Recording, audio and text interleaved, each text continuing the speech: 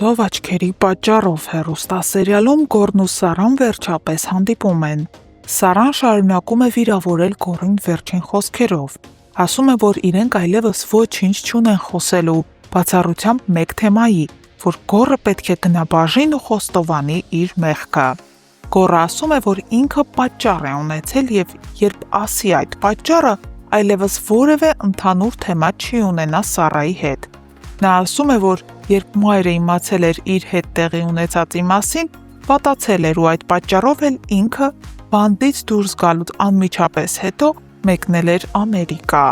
Սարան էլ պատասխանում է, որ եթե այդպես էր, ապա ամեն դեպքում գոնե 1 րոպե կարող էր ժամանակ գտնել ու ասել տեղի ունեցածի մասին։ Բացի այդ ասում է, որ եթե հիմա վերադարձել է, ուրեմն մոր հետ ամեն բան կարգին է, ապա թող բարի լինի ու գնա ոստիկանություն։ Գոռն էլ ասում է, որ այո, վերադարձել է, բայց այն պատճառով, որ մայրը մահացել է։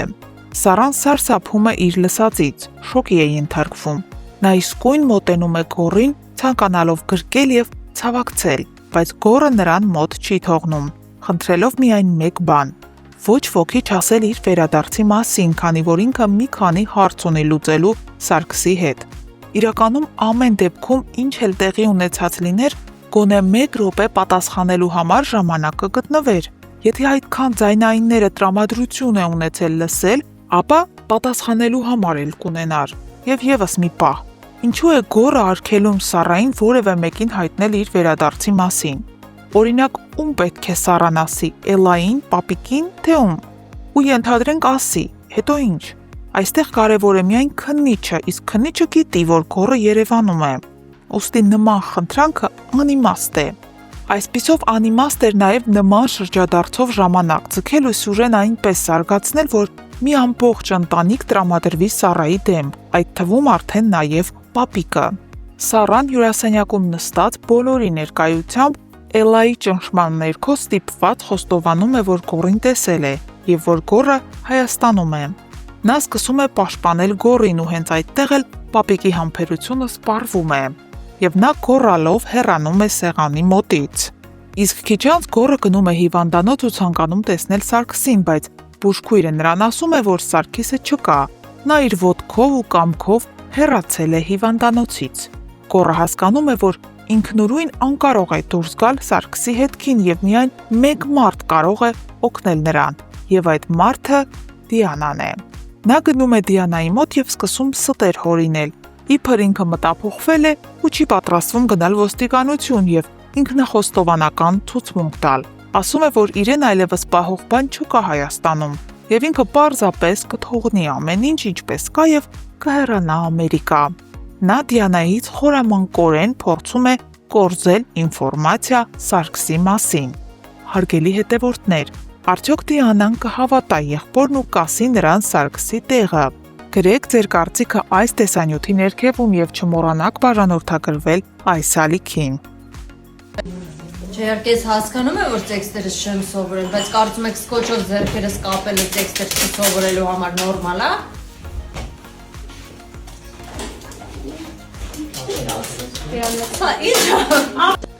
Վերջերս մի քանի անգամ հարցրել եմ այս մատանին ինչ է նշանակում։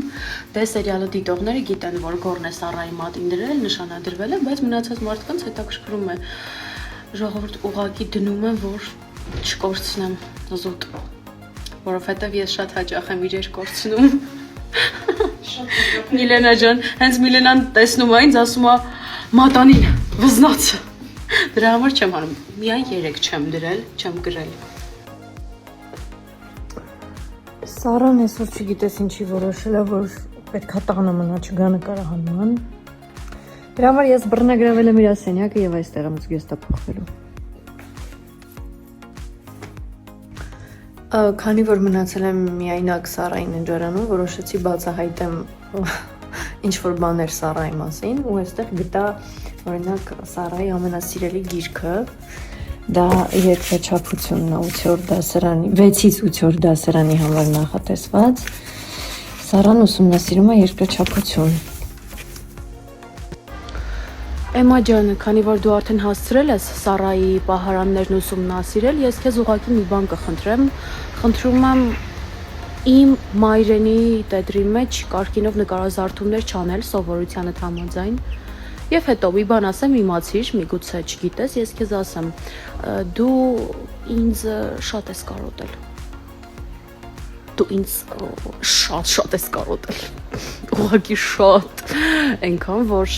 անիմաստ ես համարում այսօրվա նկարահանման գնալդ, ունայնություն է տիրում, սենյակում շունչ չկա, էլի, շունչ չկա, չգիտեմ։ Դուրս արի խնդրում եմ։ Մի խոսքով դիմացիր, ես 2 օրից կգամ։ Էլկա ջան, դու կոնկրետ հարմարվել ես, հա, իմ սենյակում։ Եկել է դրսի շորերով նստել մահճակալից վրա։ Ինչ կա։ Ժամը 9 է, այսօրվա նկարահանումներն ավարտված են ու ես ինչպես միշտ միայն ես չէ։ Տեսեք ինչ մեծ պայուսակներով են, ես ճամպրուկով եմ, Ադրինեն շատ մեծ պայուսակով, որովհետև հագուստները շատ են ու հնարավոր չի առանձին պայուսակներով բերել։ Ու այս դեպքում չենք ասում իր այդ վարգիշը, ասում են գնանք մի քանի ժամից տեսնենք։ Բայց լավ անցավ։ Միշտ։ Ակա։ Այս երևի առաջին դեպքն է, որ ես հիվանդ եմ ու ինքս պիտի ինձ խնամեմ։ Բայց մամայի սիրտը մի բան զգացել էր, որ հետս նանա էր ուղարկել։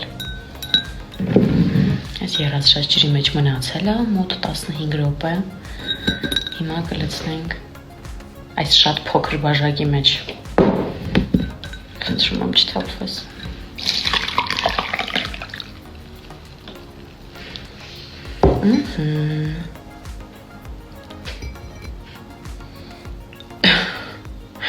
Այսպես անեմ, որպեսզի պատկերացնեք ինչքան մեծ բաժակ է,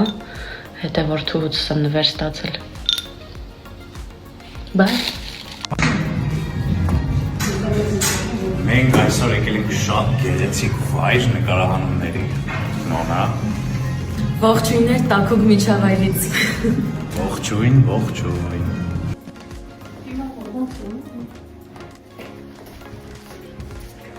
Իհարկե երկուսս ես ուզում եմ։ Այսօր նկարահանումներս ավարտեցի ուղիղ ժամը 6-ին։ Մի տեսակ դերասանուհու աշխատանքի նման չի, էլի, ֆիքսված ժամը։ Փաստորեն էսպես էլ է լինում։ Բրթեքանը գցեք սերիալից դուրս, սենց վատ է։ Այս երկու քույրն են միայն։ Իրականում այս սրանք են ստորը, իմ անունն է դուրս եկել։ Սա ինչ հարց էր, իհարկե դուր է։ Իհարկե ոչ։ Քեզ ասով խոսացրեց, պարտադիր ինան մեջ պիտի գցի, գիտես։ Չեմ կարողանում առանց քեզ։ Չաչելի է։ Լավ, իրականում իհարկե դուր է գալիս, որովհետև